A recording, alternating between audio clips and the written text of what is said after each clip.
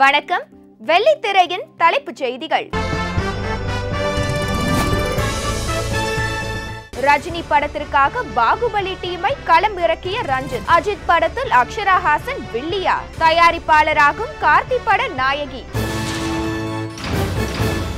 அடுத்து வருவது இயக்குனரும் நடிகருமான சித்ரா லட்சுமணன் அவர்கள் வழங்கும் அந்த நாள் ஞாபகம்.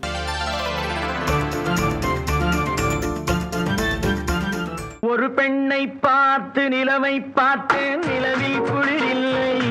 அவள் கண்ணை பார்த்து மலரை பார்த்தேன், மலரில் ஒளி இல்லை. ஒரு பெண்ணை பார்த்து நிலவை பார்த்தேன், நிலவில் குளிரில்லை. அவள் கண்ணை பார்த்து மலரை பார்த்தேன், மலரில் ஒளி இல்லை. அவள் இல்லாமல் நான் இல்லை, நான் இல்லாமல் அவள் இல்லை. அவள் இல்லாமல் நான் இல்லை, நான் இல்லாமல் அவள் இல்லை.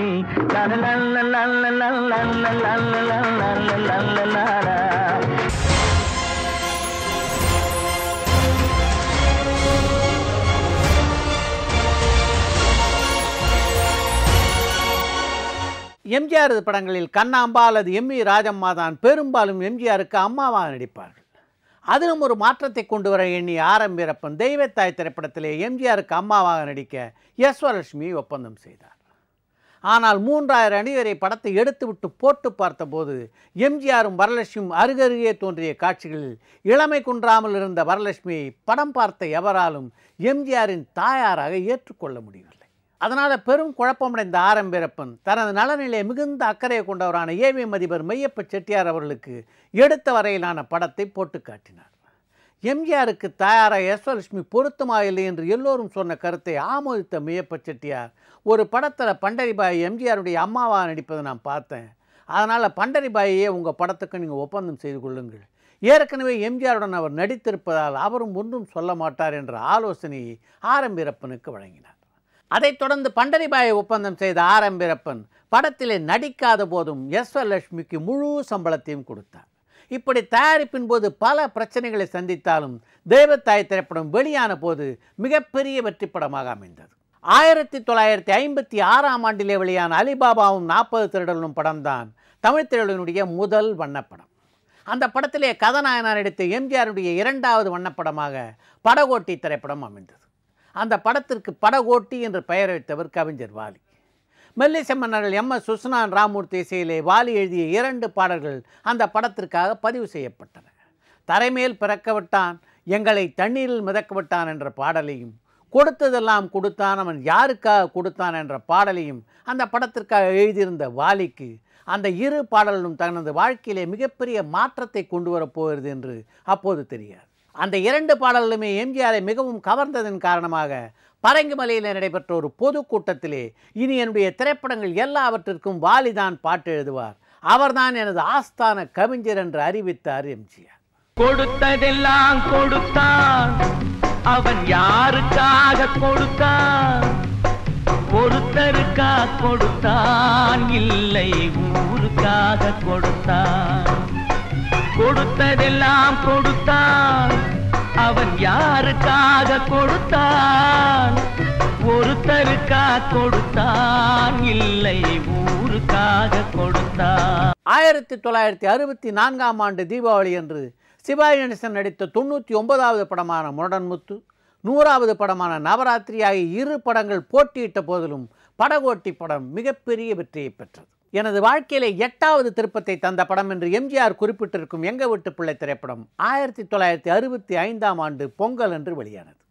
அந்த படத்தை தயாரித்தவர் வாகினி ஸ்டுடியோ அதிபரான நாகிரெட்டியார். தேவருடைய தாய்க்கு பந்தாரம் படத்தினுடைய படப்பிடிப்பு வாகினி ஸ்டுடியோவில் நடைபெற்ற போதுதான் எம்ஜிஆரோடு நாகிரெட்டியாருக்கு அறிமுகம் ஏற்பட்டது. அதைத் தொடர்ந்து எம்ஜிஆருடைய சொந்த படமான நாடோடி மன்னன் படம் தயாரான போது அதற்கு எல்லா உதவிகளையும் செய்தார் நாகிரெட்டியார். அப்போதே எம்ஜிஆரை வைத்து படம் எடுக்க வேண்டும் என்ற ஆசை அவருக்குள்ளே இருந்தாலும் சரியான கதைக்காக காத்து கொண்டிருந்தார் அவர். தெலுங்கிலே என்.டி. ராமாராவ் நடித்த ராமுடு பீமுடு திரைப்படம் மிகப்பெரிய வெற்றியை பெற்றதும் அந்த படத்தை எம்ஜிஆர் கதாநாயகனாக நடிக்க தமிழிலே தயாரிக்க முடிவு செய்தார் நாகிரெட்டியார்.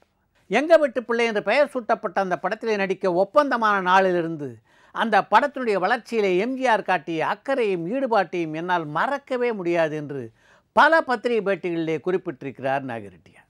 அந்த படத்திலே பெண் போனால் என்று தொடங்கும் பாடல் காட்சி ஒன்று இடம்பெற்றிருந்தது. அந்த பாடல் காட்சியை மைசூரிலே படமாக்கினார்.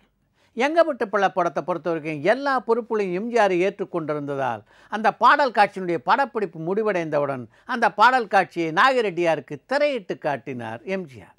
அந்த பாட்டை பார்த்துட்டு நாகிரெட்டியார் மிகப்பெரிய பாராட்டுக்களை தருவார் என்ற எண்ணத்துடன் காத்து கொண்டிருந்த எம்ஜிஆர் எப்படி இருக்கிறது என்று நாகிரெட்டியாரை பார்த்து கேட்டபோது பரவாயில்லை என்று பதில் பிறந்தது அவரிடமிருந்து. பரவாயில்லைன்னா உங்களுக்கு என்ன பிடிக்கல, பாட்டு பிடிக்கலையா, இல்லை படமாக்கியிருந்த விதம் பிடிக்கலையா என்று நாகிரெட்டியாரை பார்த்து கேட்டார் எம்ஜிஆர். பாட்டு படமாக்கினதெல்லாம் நல்லா தான் இருக்குது, ஆனால் ஒரு சரணத்தில் அந்த பாடல் வரிகளுக்கும் நீங்களும் சரோஜி அணிந்திருக்க உடைகளுக்கும் பொருத்தம் இல்லைன்னு எனக்கு தோணுது என்று அவருக்கு பதில் சொன்னார் நாகிரெட்டியார். இந்த சம்பவம் நடந்த சில நாட்களுக்கு பிறகு ஒரு நாள் ஸ்டூடியோவை சுற்றி பார்க்க வந்த நாகிரெட்டியார் ஒரு படப்பிடிப்பு தளத்திலே இரவு முழுவதும் படப்பிடிப்பு நடந்ததற்கான அடையாளம் இருப்பதை பார்த்து அருகில் இருந்த தொழிலாளியை அழைத்து கேட்டார். நேற்று இரவு முழுவதும் எங்க விட்டு பிள்ளை படத்திற்கான படப்பிடிப்பை எம்ஜிஆர் அந்த அரங்கிலே நடத்தினார் என்ற தகவலை அந்த தொழிலாளி நாகிரெட்டியாருக்கு சொன்னார். அப்போது அங்கே வந்த அந்த படத்தினுடைய தயாரிப்பு நிர்வாகி ரெட்டியார் பாட்டை பார்த்துட்டு பாடல் வரிகளுக்கும் நாங்கள் அணிந்திருந்த உடைக்கும் பொருத்தமாக இல்லை என்று சொல்லிட்டாரு, அதனால் அந்த பாடல் காட்சியை திரும்ப படமாக்கப் போகிறேன் என்று நேற்று இரவு முழுவதும் எம்ஜிஆர் படமாக்கினார் என்ற விவரத்தை நாகிரெட்டியாருக்கு சொன்னார். 2 நாட்கள் கழித்து மீண்டும் அந்த பாடலை நாகிரெட்டியாருக்கு திரையிட்டு காட்டிய எம்ஜிஆர் இப்போது திருப்தியா என்று கேட்டாராம். எங்க விட்டு பிள்ளை படத்தை தொடர்ந்து எம்ஜிஆர் நடித்த 3வது மன்னப்படமான 1001 திரைப்படத்தில் தான் ஜெயலலிதா முதல் முறையாக எம்ஜிஆருடன் ஜோடி சேர்ந்தார். அந்த 1001 பட அனுபவங்களை பற்றி நாளை வெள்ளித்திரையிலே பேசுவோம்.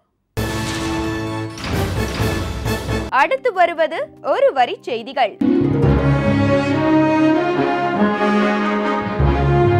கேமராவுக்கு பின்னால் ரஜினிக்கு நடிக்க தெரியாது என்கிறார் இயக்குனர் SP முத்துராமன். விவேகம் படத்தின் படப்பிடிப்பை பல்கேரியாவில் முடித்துவிட்டு சென்னை திரும்பியுள்ளார் நடிகர் அஜித். செல்வராகவன் இயக்கும் மன்னவன் வந்தான் அடி படத்தின் இறுதிக்கட்ட படப்பிடிப்புக்காக அமெரிக்கா செல்கிறார் நடிகர் சந்தானம். சண்டைக்கோழி 2ஆம் பாகத்தின் படப்பிடிப்பு விரைவில் துவங்கும் என்கிறார் அந்த படத்தின் ஒளிப்பதிவாளர் சக்தி. முருகானந்தம் இயக்கிய கதாநாயகன் படத்தில் நடித்து முடித்திருக்கிறார் நடிகர் விஷ்ணு விஷால். நடிகை நந்திதாவுக்கு பேய் படங்களில் நடிக்க விருப்பமில்லையாம். விவேகம் பட டீசர் உலக சாதனை செய்திருப்பதை அறிந்து பெருமிதம் கொள்கிறேன் என்கிறார் நடிகை அக்ஷரா ஹாசன். தென் தமிழகத்தில் வாழ்ந்த ஒரு பிரபல மனிதரின் வாழ்க்கை வரலாற்றை மையமாக வைத்து எடுக்கப்படும் படமாம் சீனு ராமசாமியின் மாமனிதன். மலையாளத்தில் தற்போது 2 படங்களில் நடித்து வருகிறார் நடிகை வரலட்சுமி. விருந்தினர்களுக்கு நச்சு கலந்த குளிர்பானங்களை கொடுப்பதை தவிர்த்து விடுங்கள் என்கிறார் நடிகர் ஆரி. பிரியங்கா சோப்ரா நடித்த பேவாட்ச் ஹாலிவுட் படம் தமிழில் மொழி மாற்றத்துடன் வெளியாகிறது. அரசாங்கம் இலவச கல்வி கொடுக்கும் நாளே மாற்றத்தின் முதல் நாள் என்கிறார் இயக்குனர் சேரன். அடுத்து வருவது ரகசியம்.